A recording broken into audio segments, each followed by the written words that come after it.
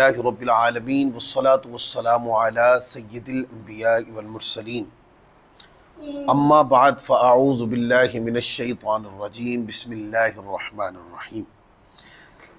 आज का दर्स अल अदबुल मुफ़रद हदीस नंबर 736 से शुरू हो रहा है और ये रिवायत हज़रत कैस से रिवायत है। कहते हैं कि हज़रत अम्र बिन आस रज़ियल्लाहु ताला अन्हु अपने असहाब के एक गिरोह के साथ जा रहे थे तो एक मरे हुए खच्चर के पास से गुज़रे जो फूला हुआ था।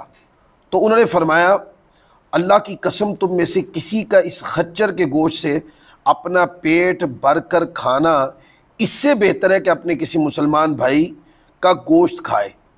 यानी कि अपने मुसलमान भाई की ग़ीबत करना गोया ऐसे है कि जैसे अपने मुसलमान भाई का गोश्त खाना।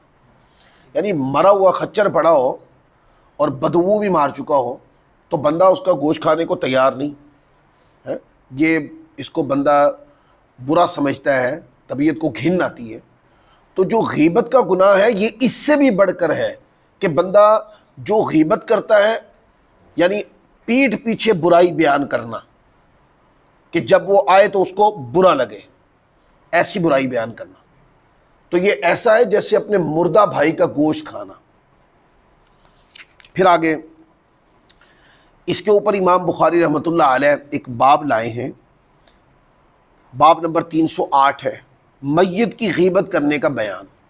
अब देखें ना तरबियत के कैसे कैसे जुमले हैं कि वो इमाम बाब बदलते जाते हैं, नीचे उस तरीके हदीसें लाते हैं। और इसके अंदर एक वाक़या है, ख़ास वाक़या, मैं उसको पढ़ता हूँ। ग़ीबत करने की किसी मुसलमान, ज़िंदा मुसलमान की भी इजाज़त नहीं है और कोई मुसलमान दुनिया से चला जाए ना उसकी भी ग़ीबत करने की इजाज़त नहीं। ये चीज़ बढ़ती ही जा रही है कि जनाजा होता है, भाई जो फौत हो गया बंदा, अब उसके साथ क्या झगड़ा रहा, तो ख़त्म होगी बात। को लेना देना है तो माफ़ करो, अल्लाह की बारगाह से अजर ले लें या उनके वरासा से रब्ता कर लें। लेकिन ऐसा होता है कि जो लोग कब्र की खुदाई कर रहे होते हैं वो भी ग़ीबत में मुब्तला होते हैं, यानी जो बंदा फौत हुआ होता है उसके ऐब निकाल रहे होते हैं।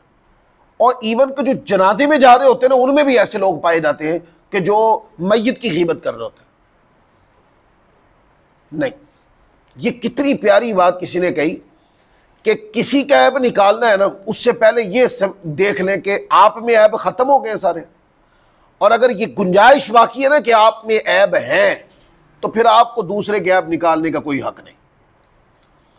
तो इस्लाम की तरबियत देखें कि आका अलैहिस्सलाम की सुन्नत तैयबा ने कैसी नफीस तरबियत की है कि किसी मुसलमान के पीठ पीछे कोई ऐसी बुराई बयान करनी ही नहीं है कि वो आए तो उसको बुरा लगे, उसको इंसल्ट फील हो, और अगर कोई फौत हो जाए तो उसकी भी बयान नहीं करनी। अब देखिए इसमें वाक़या हदीस नंबर 737 हज़रत अबू हुरैरा रज़ियल्लाहु ताला अन्हु से रिवायत है। फरमाते हैं कि हज़रत माइज़ बिन मालिक अस्लमी रज़ियल्लाहु ताला अन्हु आए तो नबी पाक सल्लल्लाहु अलैहि वसल्लम ने उनको चौथी दफ़ा इकरार करने पर रजम किया। बस रसूलुल्लाह सल्लल्लाहु अलैहि वसल्लम अपने असहाबे किराम के एक गिरोह के साथ उनके पास से गुजरे तो उनमें से दो आदमियों ने कहा कि बेशक ये खाइन है। नबी करीम सल्लल्लाहु अलैहि वसल्लम के पास कई मरतबा आया, हर मरतबा आप सल्लल्लाहु अलैहि वसल्लम ने इसको रद्द फरमाया, हत्ता कि इस तरह कत्ल हुआ जैसा कि कुत्ता कत्ल होता है। तो नबी करीम सल्लल्लाहु अलैहि वसल्लम इनकी इस बात पर खामोश रहे हत्ता कि आप मुर्दा गधे के पास से गुजरे जिसकी टांगें ऊपर उठी हुई थी। आप सल्लल्लाहु अलैहि वसल्लम ने फरमाया, दोनों इस मुर्दा गधे से खाओ। दोनों ने कहा, या रसूल अल्लाह, मुराद मुर्दार गधे से? आप सल्लल्लाहु अलैहि वसल्लम ने फरमाया, जो तुमने अभी अपने भाई की इज्जत से हासिल किया, यानी गुनाह हासिल किया, इससे ज़्यादा बुरा है उस ज़ात की कसम जिसके कब्ज़े कुदरत में मुझ यानी मोहम्मद सल्लल्लाहु अलैहि वसल्लम की जान है। बेशक वो यानी हज़रत माइस जिनको रजम किया गया था जन्नत की नहरों में से एक नहर में गोते लगा रहे हैं।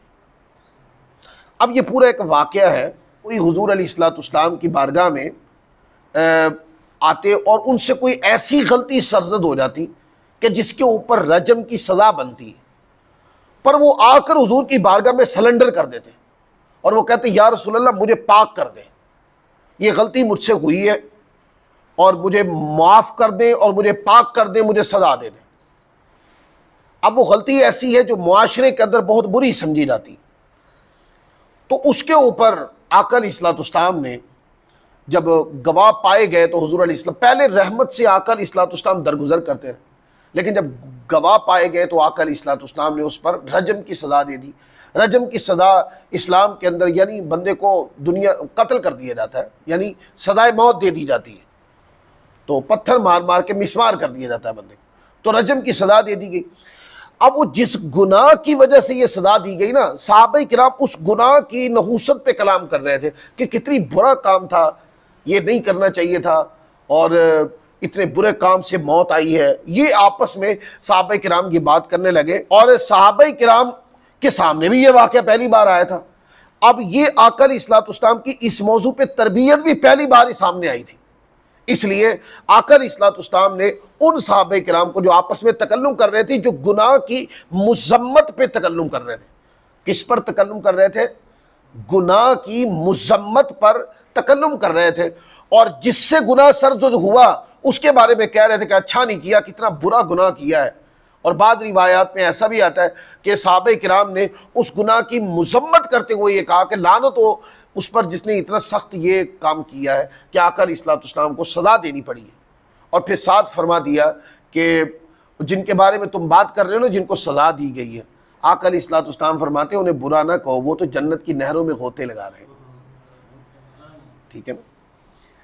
अल्लाहु अकबर, अल्लाहु अकबर। फिर आगे देखें, आगे हदीस नंबर 738 है और इसके ऊपर बाब है, बाब नंबर 309। जो बच्चे सर पर उसके वालिद की मौजूदगी में हाथ फेरे और उसके लिए बरकत की दुआ करें। अब इस पर हम पहले बात कर चुके हैं कि बड़ों का बच्चों के सर पे हाथ फेरना, बरकत की दुआ करना, उम्र की ज़ियादती और बरकत की दुआ करना, ये सहाबा किराम के अंदर ये रिवायत है, ये सुन्नत है, सुन्नत मुस्तहब्बा है। ये हज़रत उबादा बिन वलीद बिन उबादा बिन सामिद का बयान है कि मैं अपने वालिद के साथ निकला, मैं नौजवान लड़का था, तो हम एक बुज़ुर्ग से मिले, उनके ऊपर एक चादर और कंबल था और उनके ग़ुलाम पर भी एक चादर और कंबल था। मैंने अर्ज़ की कि चचा, आपको क्या चीज़ मना करती है कि आप अपने ग़ुलाम को ये कंबल दे दें और इससे चादर के लेके इस तरह आप पर 2 चादरें और इस पर 2 कंबल, एक तरह का लिबास हो जाएंगे। बस वो बुज़ुर्ग मेरे वालिद की तरफ मुतवज्जे हुए और उन्होंने कहा, यह आपका बेटा है? तो उन्होंने, मेरे वालिद ने कहा, जी हाँ कहते हैं। बस उन्होंने मेरे सर पर मोहब्बत से हाथ फेरा और फरमाया, अल्लाह ताला तुझ पर बरकत अता फरमाए। मैं गवाही देता हूँ कि मैंने रसूलुल्लाह सल्लल्लाहु अलैहि वसल्लम को फरमाते सुना कि इन यानी अपने ग़ुलामों को वही खिलाओ जो तुम खुद खाते हो, वही पहनाओ जो तुम पहनते हो। ऐ मेरे भतीजे, दुनिया के साजो सामान का चले जाना मुझे इससे ज़्यादा पसंद है कि ये ग़ुलाम मेरे आखिरत के सामान ले जाए। मैंने अर्ज़ की कि ए अब्बा जान, ये आदमी कौन है? तो उन्होंने, मेरे वालिद ने कहा, अबुल युसर हज़रत काब बिन अम्र रज़ियल्लाहु ताला अन्हु। तो उन्होंने कहा कि आपने एक चादर ली हुई है और एक कंबल लिया हुआ है, और उसी तरह की एक चादर और एक कंबल आपने अपने ग़ुलाम को दिया हुआ है। तो आप ऐसा करें ना कि 2 चादरें जो है ना वो ग़ुलाम को दे दें, उसके बाद एक तरह की हो जाएंगी। आप 2 कंबल ले लें, वो दोनों एक तरह के हो जाएंगे। तो ऐसा क्यों नहीं कर लेते? तो वो साहबी रसूल यानी हज़रत काब बिन अम्र रज़ियल्लाहु ताला अन्हु फरमाने लगे, मैंने आका अलैहिस्सलाम से सुना है कि तुम अपने ग़ुलाम को वही खिलाओ जो खुद खाते हो और वही पहनाओ जो तुम पहनते हो। अब मुझे बताएं, जितनी जागीरदाराना निज़ाम है, जितना मुतासिबाना निज़ाम है, या जितनी तबीयत में अकड़पन, पैसे की लालच, बड़ा छोटे का फ़र्क बनाया हुआ जो लोगों ने, आका अलैहिस्सलाम के ये 2 जुमलों ने सारी की सारी ये जो इमारत है बदअखलाकी की मुनहदिम करके रख दी कि नहीं। ग़ुलाम को आका के साथ बिठा दिया, जो आका खाए वही ग़ुलाम भी खाए।